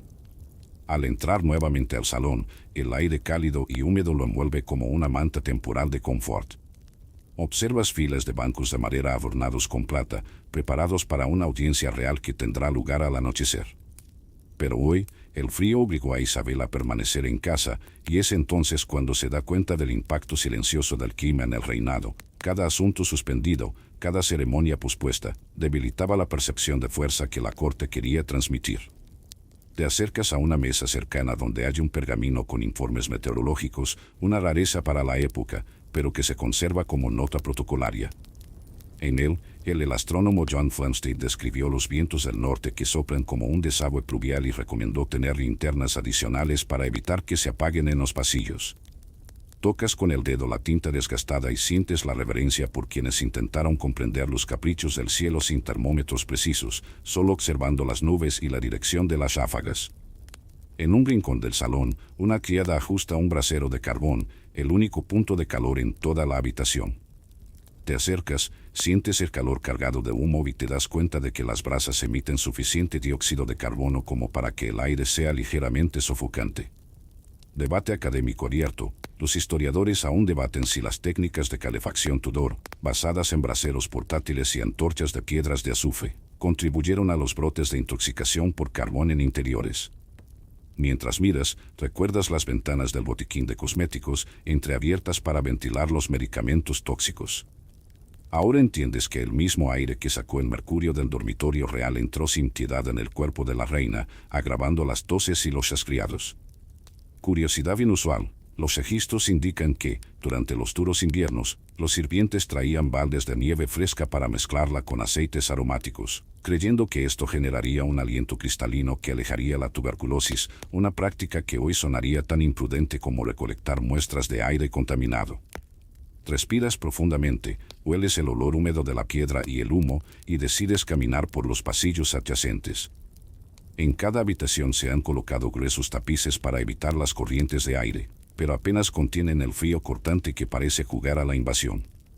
Apartas uno de ellos y descubres un hueco donde solo quedan fragmentos de madera podrida, un fallo estructural que permitió que el viento penetrara hasta las vigas, un punto crítico que, según cuentan los carpinteros reales, nunca fue reparado por falta de recursos. Recordarás los relatos de un carpintero contemporáneo, William Grenville, que escribió en 1598 sobre corrientes de aire persistentes que rasgan las cortinas y enfrían a reyes y plebeyos por igual, un recordatorio de que, si bien la realeza podía tener salones elegantes, no siempre podía domar las fuerzas de la naturaleza. Chiste nervioso, si incluso los carpinteros Tudor sentían frío, imagina intentar montar hoy tu oficina en casa sin calefacción. Finalmente se llega a la cámara de descanso de la reina, donde se prepara una cama con dosel adornada con mantas y pieles de zorro. Se huele el pelaje aceitoso y se perciben las irregularidades del colchón, hecho con plumas de ganso apiladas, un lujo que, sorprendentemente, protegía lo máximo posible de la humedad, pero aún dejaba espacio para que penetrara el frío. Los historiadores aún debaten si estas pieles eran suficientes para mantener estable la temperatura corporal o si simplemente ofrecían un confort estético frente a un castillo helado. Tocas con cuidado la funda de lino de la almohada y sientes las microcicatrices de la costura, obra de los bordadores reales, cuyo clima frío ralentizó el ritmo de producción, retrasando también otros artefactos cortesanos. Aquí es donde el impacto del clima se vuelve más humano, no solo en el cuerpo febril de Isabel, sino en todo el aparato logístico que sostiene a la monarquía. Cada antes de la ceremonia, cada gasto extra en leña y pieles pesaba sobre las arcas del tesoro y sobre la moral de los que servían. Mientras se aleja, el eco de sus pasos resuena como golpes de martillo en el casco de un barco, recordándonos que aquel invierno fue una prueba de resistencia no solo para la reina, sino para todo el reino. Y tú, con el frío todavía en los huesos, comprendes que la muerte de Elizabeth no puede verse solo como un acontecimiento médico o político, fue también la culminación de años de desgaste físico y estructural, provocado por las manos implacables de un invierno cruel e implacable. Regresas a la habitación donde Elizabeth yace en la cama carmesí, con el dosel corrido como si escondiera un último aliento de gloria. La atmósfera es densa, el calor húmedo de los braseros se mezcla con el olor metálico de la sangría reciente, y cada pequeña vibración del suelo parece amplificar los latidos irregulares del propio corazón. Te inclinas para observar y notas el rostro pálido de la reina, marcado por profundos surcos que la fiebre acababa en los últimos días. Aún quedan restos de jarabe de grosella en sus labios agrietados, un remanente de aquellas pociones agridulces descritas en la sección 3, y su débil aliento a hierbas deja un rastro de menta con cada exhalación. El silencio es interrumpido por un gemido sordo, casi ininteligible, que resuena a través de las paredes cubiertas de tapices. Este sonido bajo y continuo marca el ritmo de la decadencia, un estertor que recuerda a una vieja máquina intentando mantener un mecanismo condenado. Los historiadores señalan que, en la madrugada del 24 de marzo de 1603, exactamente a las 2 de la madrugada, hora del meridiano de Greenwich, Isabel exhaló su último suspiro tras una noche de delirio febril, poniendo fin a un reinado de casi 45 años. Mantienes la mirada fija, consciente de que estás presenciando el umbral entre la vida y la leyenda. Cada gemido lleva consigo una mezcla de agonía y alivio, como si el cuerpo, tan debilitado por los pesados tratamientos, recordemos aquel ungüento de mercurio de la sección 4, se liberara del peso de tantos tronos. Sientes que el aire se comprime a tu alrededor, como si el aliento de los presentes formara una fina manta entre tú y lo inevitable. En los rincones, las velas se apagan lentamente, dejando solo el tenue resplandor de 3 candelabros, como testigos silenciosos del final que se acerca. Decidió si mientras la reina mueve ligeramente la cabeza, se nota un temblor sutil en las manos que descansan sobre la sábana. Es un movimiento rítmico, casi musical, que se convierte en un suspiro prolongado. Extraña curiosidad. Algunos relatos cortesanos afirman que, en sus últimas horas, Isabel murmuró el nombre María en un susurro casi infantil, como si buscara consuelo en la hermana a la que tanto había perseguido. Un inquietante fragmento de memoria que solo sobrevive en crónicas secundarias y diarios privados. Te inclinas aún más cerca, oliendo el aroma residual del lirio de los valles que se usó en las compresas finales para calmar tus pulmones inflamados. Esta esencia, mencionada en la sección 9, proporciona un alivio momentáneo. Las fosas nasales captan el dulce aroma mientras la tos, antes seca y violenta, se vuelve más espaciada, como si el cuerpo tomara breves lapsos de respiro. Sin embargo, no existe erradicación del mal. Solo breves intervalos que parecen huecos de luz en nubes densas. Los asistentes intercambian miradas tensas, midiendo cada sonrisa como si fuera un soplo de esperanza o la confirmación de un final inevitable. Un sirviente sostiene un cáliz de agua de rosas, un remedio suave recomendado por Harrington y Turnbull para calmar los estados de ánimo excesivamente acalorados, pero notas que el líquido permanece intacto, flotando entre labios temblorosos y dedos sin fuerza para sostenerlo.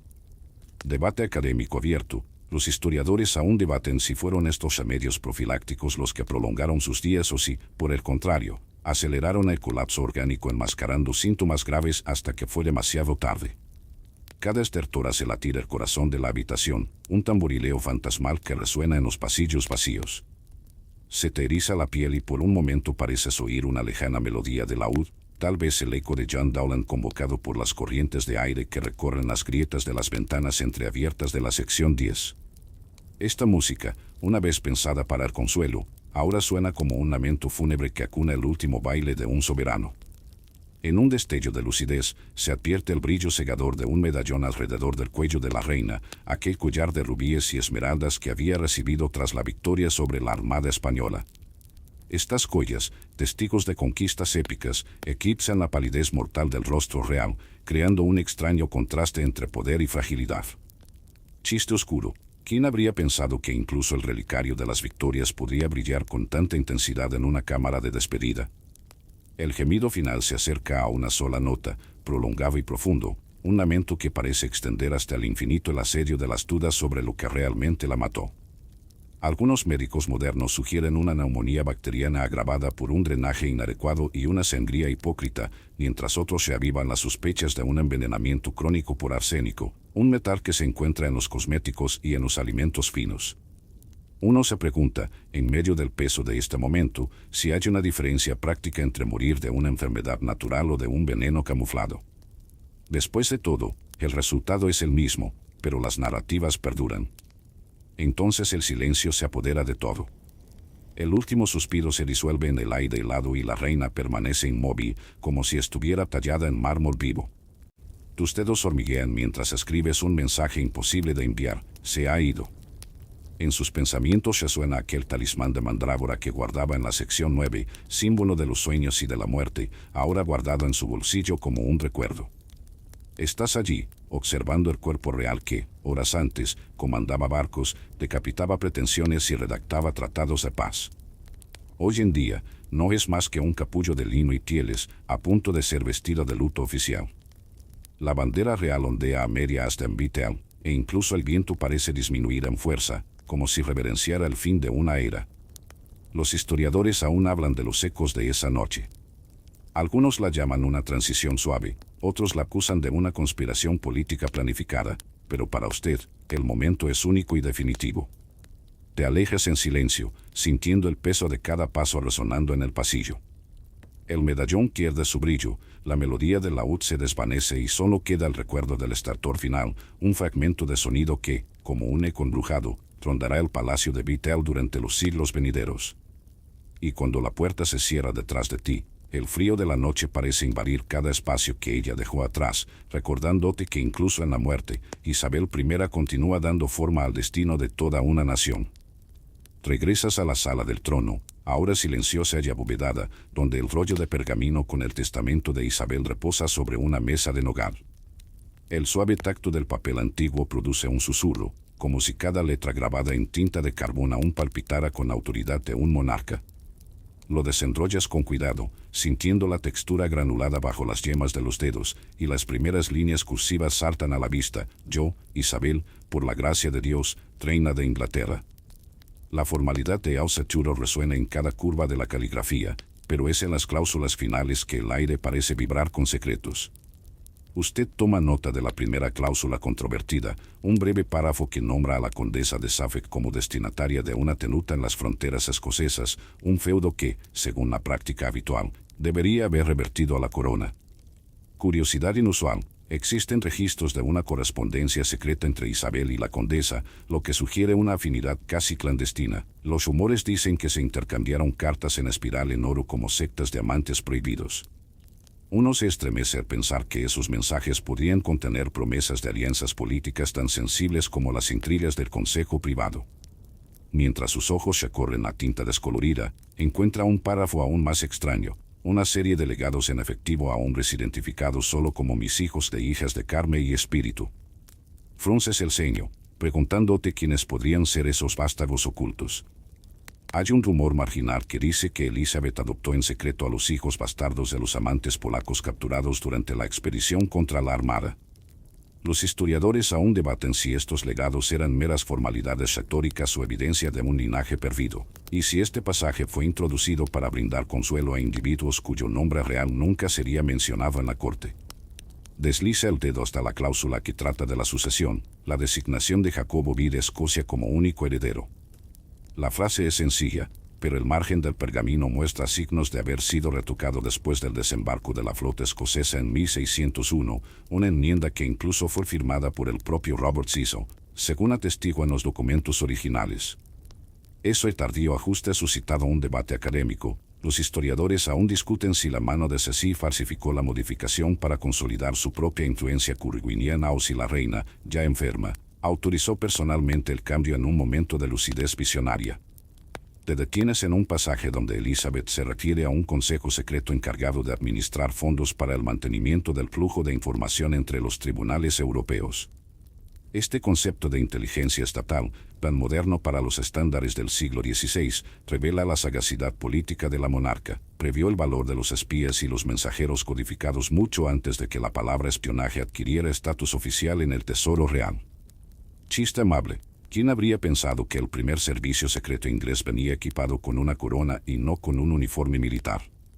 Las siguientes líneas guardan más sorpresas, un generoso legado a un noble sacerdote cuyo nombre fue tachado, tal vez a regañadientes. Levantas las cejas, ¿quién podría ser este misterioso confesor? Existe una hipótesis marginal de que proporcionó a Isabel consejos esotéricos sobre astrología y alquimia, prácticas que ella mantuvo en secreto para no socavar la imagen protestante de Inglaterra. Este riesgo deliberado del nombre abre la puerta a nuevas sospechas. ¿Podría la reina haber querido recompensar a un ocultista por amuletos y pociones diseñados para prolongar su vida? Alisas el pergamino hacia las cláusulas testamentarias que tratan de las deudas reales.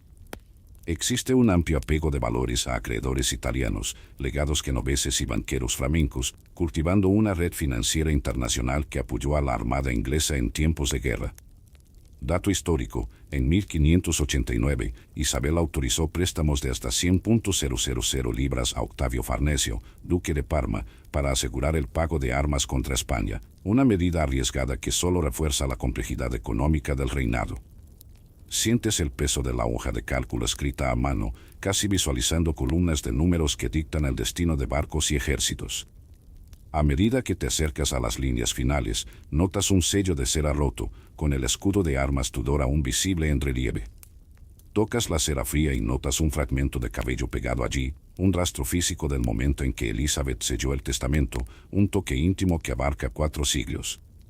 Broma ligera. ¿Podría ser este el primer mechón de pelo de la historia, conservado como prueba de autenticidad y fuerza simbólica? En la esquina del pergamino, una línea discreta indica que todos los medios posteriores, cartas, informes, memorandos, hagan referencia a este testamento en caso de dudas sobre la autoridad real. Es una sutil advertencia para la posteridad. Sin estos documentos, el futuro podría generar narrativas contradictorias. Debate académico abierto. Los historiadores aún debaten si el testamento fue ampliamente distribuido entre los miembros del Consejo Privado o permaneció bajo llave hasta la coronación jacobita, lo que influyó en los debates sobre su legitimidad durante décadas. Enrollas cuidadosamente el pergamino, sintiendo el eco de tu propio futuro vibrar entre las capas de papel. Cada cláusula, cada corrección, cada tachadura cuenta la historia de una monarca que, hasta el final, calculó astutamente sus aliados y sus reservas. Y tú, al tener el testamento secreto, comprende que esta lista de legados no es solo una división de bienes, es un mapa de lealtades, miedos y secretos que la reina se llevó a la tumba, pero que dejó como legado para quien se atreva a leer entre líneas. Suspiras, consciente de que en el siguiente apartado desvelarás el revuelo popular y el mito que surgió en torno a este último deseo.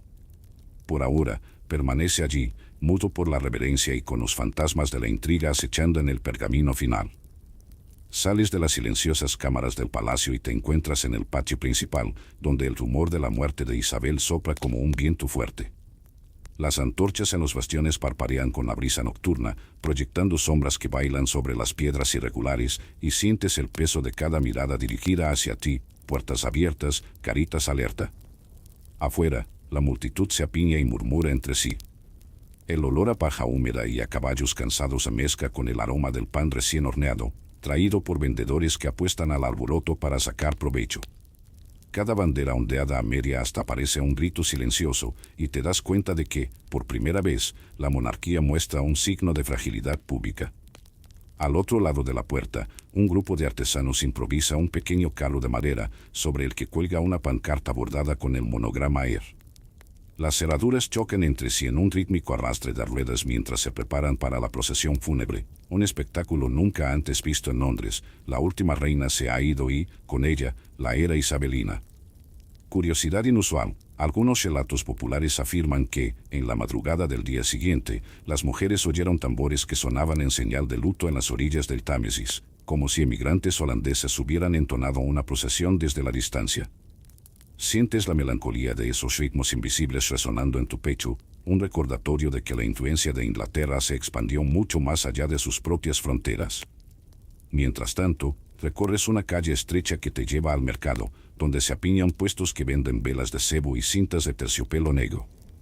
Los vendedores sostienen carteles improvisados, recuerdo de la reina y orden para una misa en su alma, impresos en letras borrosas por la prisa.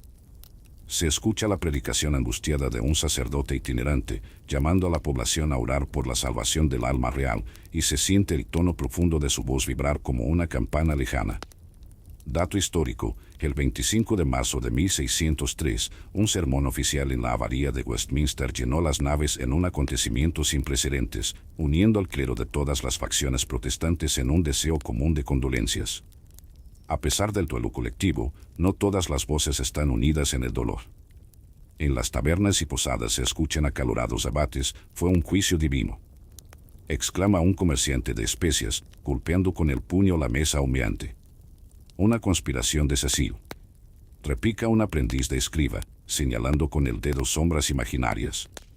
Los historiadores aún debaten si la antipatía popular hacia ciertos ministros del Consejo Real alimentó rumores de envenenamiento patrocinado por el gobierno. Se huele el fuerte olor a cerveza y tabaco que envuelve la sala, y se piensa que incluso en medio del respeto público, la sospecha corre libremente. Sales de la taberna y encuentras a un grupo de estudiantes de Oxford montando un púlpito improvisado. Recitan elegías en latín y griego, lamentando no solo la pérdida de un soberano, sino de un mecenas de las artes. Entre ellos, un joven poeta recita versos que destilan nostalgia: «Dulce tormenta de sabiduría, tu legado arde en pergaminos de oro». Curiosidad inusual, documentos universitarios indican que, en 1596, Isabel proporcionó becas a niñas, una práctica pionera que solo resurgiría siglos después en Oxford.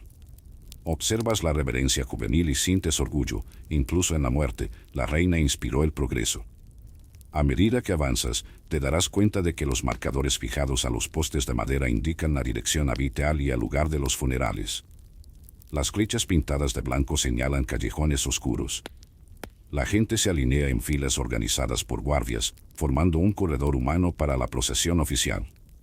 Se siente el hormigueo de los nervios al descubierto. ¿Será la ceremonia una demostración de fuerza unificada o la canción final de una monarquía vulnerable? Debate académico abierto. Los expertos discuten si Jacobo V absorbió el apoyo popular inmediato o si el pueblo tardó en aceptar la unión dinástica, una transición que solo se consolidó con el tiempo. A medida que se acerca el carruaje procesional, se puede observar el cuerpo real envuelto en un sudario de terciopelo negro adornado con perlas negras, símbolo de profundo luto y ostentación cortesana. La procesión incluye nobles con túnicas ceremoniales, damas de honor con rostros tristes y músicos con laúdes cargados de disonancias que revuelven el estómago. Se siente el suelo temblar levemente bajo el peso de los cascos de los caballos, como el tamborileo de corazones unidos. Chiste ligero: si filmáramos esta escena hoy, la banda sonora requeriría una remezcla dramática con bajos apagados. Al cruzar el río Fluid por un puente colgante de tablones crujientes, la procesión se refleja en las aguas turbias, creando una doble imagen de sombras y luces parpadeantes. Sientes la humedad subiendo a través de tus botas y un escalofrío recorre tu columna. Curiosa curiosidad: los cronistas de coronas extranjeras informaron que Holanda y Francia enviaron diplomáticos disfrazados para asistir a los funerales, por temor a que el duelo debilitara la estabilidad inglesa en el comercio. Cuando llegan a la abadía de Westminster, las puertas de roble se abren con un crujido solemne. El viento transporta pétalos de rosas negras que dejan caer las encianas, pintando el suelo con manchas oscuras de color. Respiras profundamente, oliendo el dulce aroma metálico de las flores marchitas y las resinas quemadas para incienso. En el interior, el coro canta salmos en tonos menores y las columnas góticas parecen susurrar secretos centenarios. Se observa una escalera lateral donde, según los registros, Jaime V se arrodillaría por primera vez como heredero, marcando el inicio de una nueva era, un gesto cargado de simbolismo político. Y a medida que te retiras a través de las naves silenciosas, trasciendes el afán popular y la ceremonia oficial. Entiendes que la muerte de Elizabeth se ha convertido en un mito viviente, un carnaval de sombras en el que se entrelazan la devoción, la sospecha y la esperanza. Cada paso resuena en el frío mármol como un recordatorio de que, en las calles y en los altares, el eco de su reinado perdurará por generaciones, dando forma a leyendas y preguntas históricas que, como plumas al viento, nunca se dispersarán por completo. Regresas a los grandes salones de Vittel con el eco de las ceremonias aún pulsando en los pilares góticos, llevando en tu memoria el intenso resplandor de los hombres condecorados que desfilaron ante Isabel en sus días de gloria. Las antorchas ya no parpadean solo por miedo al frío, sino para revivir recuerdos de triunfos que dieron forma al mundo conocido. Pasas la mano sobre un tapiz que representa el momento en que la Armada Española fue derrotada en 1588, una hazaña histórica que consolidó el dominio naval inglés e hizo que los barcos de Sir Francis Drake navegaran como flechas de fuego a través de los mares del norte. El grueso hilo de lana teje suaves contornos en los que cada gota de lluvia atlántica parece suspendida en el tiempo, recordándonos que, en la victoria, nada fue más poderoso que el viento favorable en sus velas. Mientras camina, percibe un lejano aroma a mirra y papel quemado, restos de las festividades en las que la reina pronunció su famoso discurso dorado en 1601, declarando su lealtad al pueblo inglés con promesas de paz y prosperidad.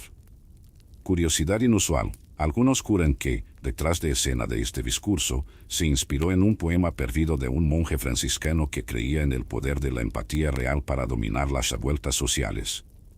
Uno casi espera encontrar una pluma dejada en un púlpito improvisado, el rastro de un verso que nunca llegó a los anales oficiales. El eco de tus propias botas resuena en el mármol pulido, y recuerdas cómo, en la sección 7, los informes médicos hablaban de sutiles temblores en las manos de Elizabeth. Hoy, los gráficos mentales no muestran debilidad, sino el toque humano de una soberana que, incluso abrumada por la responsabilidad, mantuvo una mano firme mientras escribía cartas a las cortes europeas. Los historiadores aún debaten si esta imagen de la reina virgen fue un recurso político tan meticuloso como sus ungüentos de mercurio o si nació de un genuino ideal de poder femenino independiente. Al pasar junto a los retratos encargados por la corte, se siente el contraste entre la palidez inmortalizada y los ojos vivos que miran al observador. Un ligero escalofrío recorre tu columna al recordar que, en la sección 4, estabas en el perfumado gabinete de cosméticos tóxicos. Aquí, el brillo del cortejo tenía un alto precio y las capas de maquillaje ocultaban más que arrugas, ocultaban el incesante desgaste de los años bajo la corona. La ironía susurra que sin estos artificios, tal vez la leyenda de su eterna belleza no habría llegado a generaciones de poetas y dramaturgos. Al entrar en la galería de tapices reales, el tintineo de un vaso solitario rompe el silencio. Un sirviente estaba hurgando entre cosas viejas y dejó caer una copa de plata que sonó como una campana antigua. Te agachas para recoger el objeto y notas manchas de vino seco que pueden haber tenido la tela de la sangría agria mencionada en la sección 5, un recordatorio de que incluso en los banquetes suntuosos había sobras que daban testimonio del exceso. Chiste ligero. ¿Quién hubiera pensado que el brindis por la victoria terminaría siendo recordado como un charco de gloria líquida en el suelo? Continuando, se llega al Salón de las Islas, donde mapas y cartas de navegación cuentan historias de exploraciones alrededor del mundo.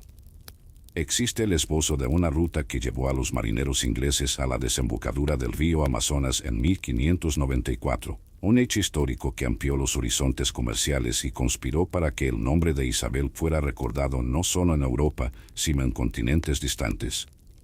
Curiosidad marginal. Se creía que un capitán inglés trajo a la corte un reloj de arena hecho con piel de una tortuga gigante, supuestamente capaz de medir las mareas, un artefacto que hoy descansaría en un museo de exuberantes curiosidades.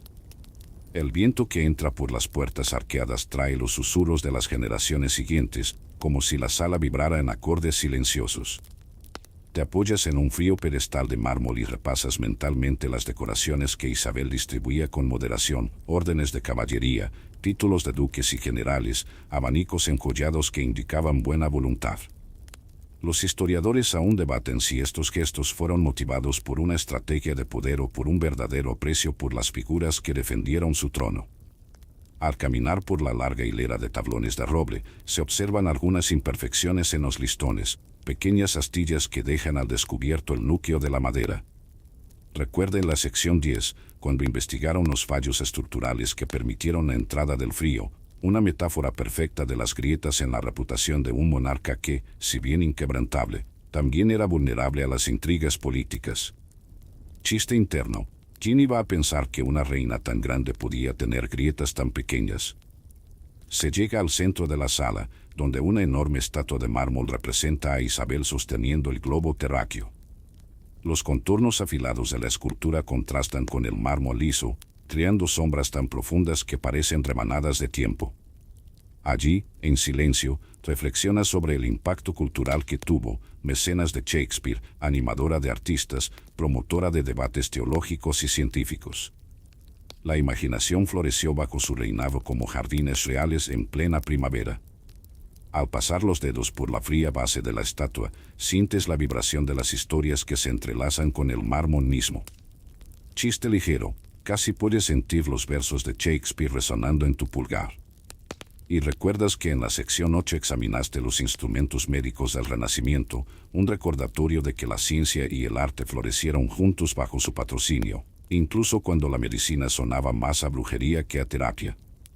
El aroma del incienso se eleva hacia los pináculos, recordando las ceremonias religiosas que marcaron su coronación y su final. Cierras los ojos por un momento y, en la luz oscura, ves el reflejo de un halo dorado muy claro, ilusión o reverencia subconsciente. Los historiadores aún debaten si Isabel, al final de su vida, intentó conciliar la fe protestante con prácticas consideradas supersticiosas, buscando un equilibrio tan inestable como su reinado.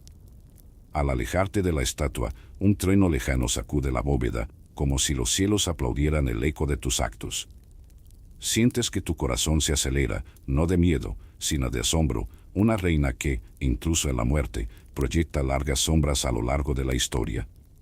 La luz parpadeante de las antorchas juega en las paredes adornadas, y allí, entre recuerdos de gloria y huellas de muerte, se comprende que el legado de Isabel I nunca quedará contenido en una sola crónica. Abandonas el salón con el suave tintineo de una campana de cena olvidada, llevándote contigo el conocimiento de que las leyendas creadas por tu reinado continúan desarrollándose como velas en el viento, frágilmente hermosas, peligrosamente poderosas, inagutables en misterio. Regresas al pasillo donde todo comenzó, sintiendo el peso del silencio más que las antorchas parpadeantes que iluminan cada paso. Las paredes recuerdan el tacto frío de los viales de mercurio de la sección 4 y el eco de los gemidos finales de la sección 11, pero ahora te das cuenta de que ya no estás simplemente presenciando una historia, estás llevando su eco. En los desgastados cuadros, la imagen de Isabel I parece observarlo con una ligera severidad, como si quisiera saber si la verdad era respetada o si se perdía entre rumores y sombras. Avanzas hacia el salón principal, donde se han retirado los escombros del banquete mortal de la sección 5, pero aún quedan restos de migas de plata y anillos de oro manchados con vino seco. El suelo pulido refleja tu propio reflejo, y te das cuenta de que la muerte de Isabel dejó más que un trono vacante, dejó una nación hambrienta de narrativa, dispuesta a creer cualquier complot que pronuncie la palabra conspiración. Los historiadores aún debaten si el culto a la reina virgen fue una creación espontánea del pueblo o una meticulosa construcción política del consejo privado. Mientras caminas, llegas al estante de las crónicas y ves títulos que recorren décadas de debate: muerte por neumonía, envenenamiento lento por mercurio, el secreto de las brujas de Hampton Court. Una curiosidad inusual susurra en su mente: hay quienes creen que el último aliento real fue en realidad un grito para abrir portales al más allá, un puente construido con mandrágoras de la sección 9 y ungüentos de salamandra que nunca deben mezclarse. Tocas el lomo de uno de estos volúmenes y sientes la rugosidad del cuero envejecido, recordándote que las verdaderas fracturas documentadas en la sección 8 no se limitaron al cuerpo, sino también a tradiciones que parecían irrompibles. Te apoyas en una columna y reflexionas que cada poción descrita en la sección 3, cada sesión de derramamiento de sangre en la sección 7 y cada aliento en lava en la sección 10 han convergido para crear un escenario en el que lo natural y lo sobrenatural se difuminan. Debate académico abierto. Algunos teóricos sostienen que la inclinación de Isabel hacia las prácticas alquímicas, inspiradas en textos herméticos y astrológicos, fue tan decisiva para su destino como la hipotética neumonía de otoño. ¿Dejaste escapar un suspiro, o es una risa nerviosa? Chiste ligero: si la alquimia fuera una receta de pastel, Elizabeth habría publicado un bestseller medieval. Pasas por la puerta hacia la galería de tapices, donde los retratos de los sucesores, Jacobo V, Carlos I, parecen mirarte con curiosidad contenida. Ya sabéis que el primer acto jacobita, la coronación silenciosa de Jacobo, tuvo lugar el 24 de julio de 1603, apenas 4 meses después de la muerte de la reina.